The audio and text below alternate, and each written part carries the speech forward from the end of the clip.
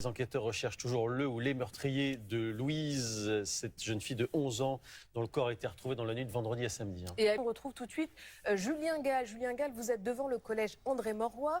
Alors la reprise des cours risque de se faire, on l'imagine bien, dans une atmosphère qui est extrêmement pesante ce matin. Oui, Johanna, ici, émotion immense ce matin au collège André Mauroy, à moins d'1 kilomètre de là où le corps de la jeune Louise a été retrouvé. L'entrée de l'établissement scolaire s'est transformée ce matin en lieu de recueillement. De très nombreuses fleurs ont été déposées tout le week-end, ainsi que des dessins d'enfants et des messages d'amitié.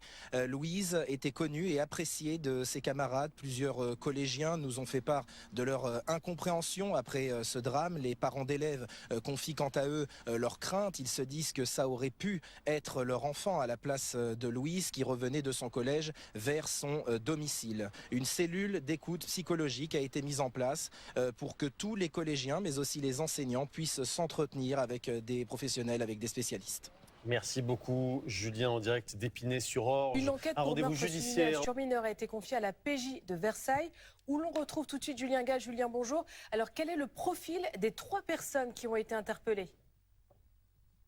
Eh bien, Johanna, les 2 premiers sont des hommes, tous 2 âgés de 23 ans, placés en garde à vue pour meurtre sur mineur de moins de 15 ans. L'un d'entre eux a été interpellé hier soir à 20h. On ne connaît pas encore précisément son profil. Le deuxième homme a été arrêté, quant à lui, grâce à des caméras de vidéosurveillance situées à l'entrée de Longjumeau, la commune où a été retrouvé le corps de la petite Louise. Un document d'identité a également permis de remonter à son adresse. Cet homme vit à Rouen, il est connu des services de police pour des petits délits et il a un profil de sans domicile fixe. Il se rend régulièrement dans l'Essonne. Enfin, la 3e personne est une femme de 55 ans. C'est la mère du jeune homme dont je viens de vous parler.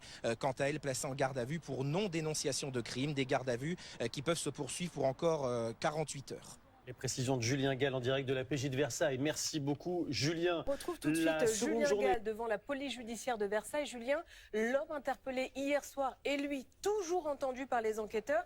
Et il y a également eu d'autres interpellations très tôt ce matin.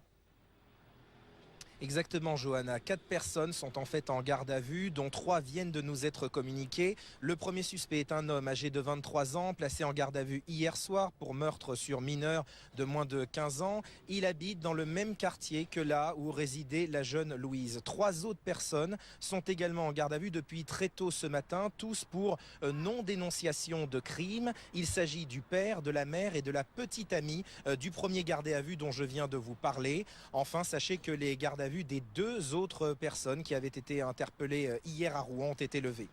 Effectivement, on voit que l'enquête évolue encore de façon spectaculaire depuis quelques minutes. On va essayer de s'y retrouver dans toutes ces informations. Johanna, d'abord, on rappelle cette collégienne de 11 ans qui était retrouvée morte dans un bois dans l'Essonne. C'était dans la nuit de vendredi à samedi. Oui, et sur place, même